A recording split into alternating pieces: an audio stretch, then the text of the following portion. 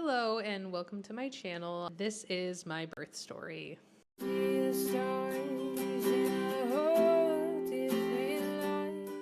you want to see my scar after a full year, then just stay until the end of the video. We're gonna get a little up close and personal.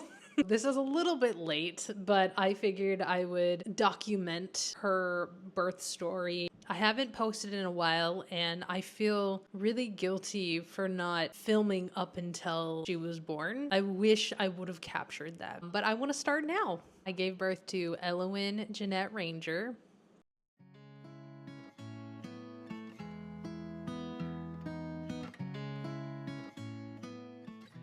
A week before I gave birth, I was walking around the block every single day. I could barely walk. I was just wobbling my way down the street. I wanted so badly to induce the labor because I was like, I am so ready. I don't know if you feel this way or if you felt this way, that you just want the baby to be born. Pregnancy is fun. But at the same time, it's like, hey, I'm ready. I am so ready. I was wobbling my way around town. I had like this big tent of a dress. It was not cute. I was also trying to get her to flip over because she was posterior. Spoiler, she did not flip over, which is why I ended up getting a C-section. I enjoyed every part of pregnancy, but towards the end, I was having so much pain, especially in the lower abdomen. Her due date was May 28th. On the 27th, it was very late at night. It was midnight. I was getting ready for bed. I sat down in the bed. I remember feeling a pop. And I was like, oh my gosh, what was that? In the bed, I leaned over. I just felt this gush, TMI. But we all know what this channel's gonna be. I'm gonna share everything. My water broke all over the bed and my poor husband was falling asleep and just felt this gush of water. It was like in the movies. And I was like, I didn't think that your water would actually break like that. Well, it did, and it continued to leak. It was nonstop. I thought it was kind of silly. I know it's gross, but I was like, this is funny. I didn't feel too many contractions. It was almost like a really bad period. My friend Cheyenne messaged me. She told me something I'll never forget, and it's something that I really needed to hear. My friend said, if you end up wanting to get an epidural, do not feel bad. Because I wanted to have a natural birth. That was my plan. I wanted that experience. And of course that didn't happen, so I needed to hear that it was completely okay. So when I got into the hospital, I remember just waiting outside. It was really late at night. I just remember being so excited. Like the contractions did not hit yet. When I went up to the room, a doctor looked at me and they're like, oh, well, we don't know if it's actually your water. No, my water broke. Like, it actually broke. And they're like, oh, okay, well, we'll just see. Like, they thought I just peed my pants or something. I'm like, no, I've never peed my pants consistently for like 20 minutes. They checked and like, oh yeah, your water broke. They checked to see how dilated I was. And I wasn't dilated very much. And so having your water break before you started really dilating, they wanted to induce me. I didn't want to be induced because I wanted it to happen naturally, but they were afraid because I did the bacteria test and it came back positive. So they knew that if my water broke, then she could get the certain bacteria. I don't remember what it's called, but you probably know what I'm talking about. And they induced me, which made the contraction so bad. And they also told me that because my baby was posterior, my contractions were going to be a whole lot worse. Wait, I don't want to scare you. I'm so sorry. I do not want to scare you. This isn't a horror story, okay? I just remember having a hard time because I was induced and because the baby was posterior. I was holding on to my husband's hand like, he probably had like broken fingers after. The contractions were so bad that I was laying there and I'm like, this is it. This is the only child I'm having. This is it. I was so tired because I hadn't went to bed. It was 15 to 18 hours total. I should have written this down. Remember to write all of these details down because it's so important, and I thought I would just remember it forever. I was having contractions for I think like 5 or 6 hours, and then I was like, please give me an epidural. I'm like, I can't take this anymore. I want to go to sleep. My body was just so tired and I was starting to get a fever, but she wasn't coming out because she was posterior. It was putting a lot of pressure on Ellie. So this is where it gets a little bit interesting. It took 3 anesthesiologists and they put the needle in 7 times. No, they were trying different ways of getting the needle in. I thought, oh my gosh, if they can't get this needle in, I went through all this pain. Like you hear the clicking sounds. You're having to feel like somebody in your spine. You feel the pain and the clicking while you're also having contractions. I was screaming. Like, oh no, what if I am annoying everyone? Please, if you were having a baby, do not feel sorry for crying, okay? Like I did. And by the time they got the needle in and they as soon as they did it, I was like, thank you so much. There was a sense of calmness. Now I couldn't move my legs. I remember feeling kind of heavy, but at the same time, it was so calm. Everything was so quiet. I remember being able to take a nap, and it was such a good experience after that. And I was so happy that I got the epidural.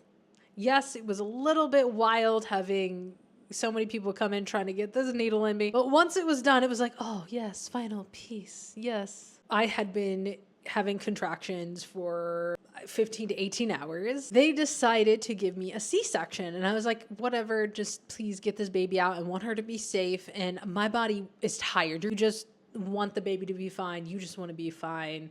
So I agreed to it. I was super happy, like being rolled in. I was like, I'm about to see my baby. I didn't realize what was going to happen next. My thought was that they were going to, cut me open and they were going to pull out the baby. I was going to be like, hi, baby. When I got in there, they were putting the medication through because I had the epidural. They hooked up my stomach and started cutting into me and I could feel it. I remember feeling like a stinging pain and I just kept yelling, sharp, sharp, sharp, over and over again. That's all I could say. My husband was in the room. He remembers everything and he was really concerned for me. So they cleared the room. They sent my husband out, put the mask on me to get me to go to sleep. I was knocked out instantly. I just blacked out. My husband took a lot of photos. He remembers hearing her cry. And I so wish I could have heard her first cry, but it's understandable, why I wasn't able to and why I was put under. My husband stayed with Ellie. He stayed with him for 3 hours while I slept. And, I feel grateful for having that time to have a sleep in. I needed that energy. I remember waking up and I felt hazy. I didn't have any pain. The pain meds were working its magic. Okay. I remember sitting there and I was like, I'm going to meet my daughter. I was so excited. I remember feeling like that was the closest I'd ever been to death, but there's something so empowering. Hello, future me here, rudely interrupting. The story I'm about to tell you is in no way me trying to make fun of nurses. Nurses work so hard, and I am so thankful for the nurses that I had. I'm just sharing my experience, and I'm still shaken up by it. I actually forgot something. Remember they took my blood? They took my blood at some point. I can't remember if it was after. I think it was after I got the epidural. Woman was trying to put the needle in my arm somewhere, and she's like, I don't really know what to do. What do you mean? Well, usually people get it, like on the inside, like the arm. I don't know. The vein in the crease of your arm. I get blood taken. Usually it's in there because I have a really like pumping or like a really good vein for it because it just like pops out. So I was like, people usually get it from there. So she took it and I was like, oh, cool. And then when she started walking out, another nurse came in and she was like, look what I did. What? She must have been new. And I was like, oh my gosh, what was that? That same woman also got mad at me. This is very embarrassing, but I cannot swallow pills. I get so much anxiety. She was really mad at me because I wasn't taking pills. I just need a liquid because of course they have liquids. When I take medicine, I take liquids. Having contractions and you feel kind of sick, you don't want to swallow pills anyways. So she was really mad at me and she's like, "You're gonna put your baby in danger." And I was like, "What are you talking about?" And then another nurse comes in and she's like, "Yeah, we have liquid." I think this woman was new and she didn't have to get mad at me for that. I really wish that I didn't experience that part of it. Going back to me going to meet my daughter for the first time. She was the most precious thing I'd ever seen. Oh my gosh, I loved her. The moment I laid eyes on her, I like tearing up and I was like, oh my gosh, I cannot believe I have such a beautiful daughter. She had a lot of hair, by the way. Whenever they checked me to see how dilated I was, they saw her head and I thought she was gonna be super wrinkly. That's her hair. She had like so much hair. She was a little bit under 7 pounds. Her hair seemed to be kind of red. She had these big chubby cheeks. Oh my gosh, I just want to give her kisses. So that is my birth story. I know that there are like some scary parts to it, but overall, I think it was a good birth story. It was definitely an experience I wouldn't mind having again, you know, because children are such blessings, and I'm so lucky to have her in my life. I never thought that I could have kids. I mean, I do have PCOS, and I know women with PCOS have kids, but in my case, I didn't think I was gonna have kids. I was lucky to get pregnant with her. I will share that story with you in another video if you're interested. Now you probably want to know what my scar looks like. I do have to say I had no infections. I healed perfectly fine. Everything was so good.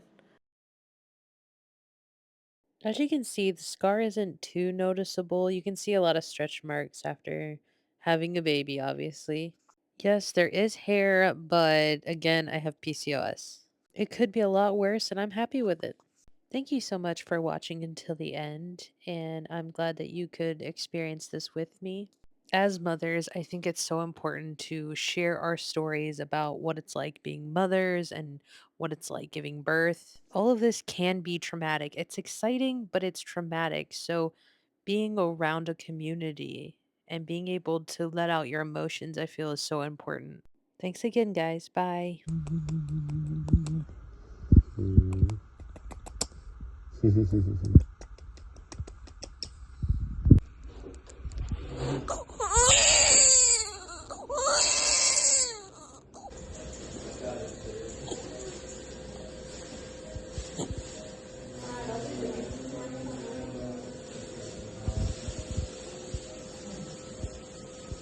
Yeah, good job.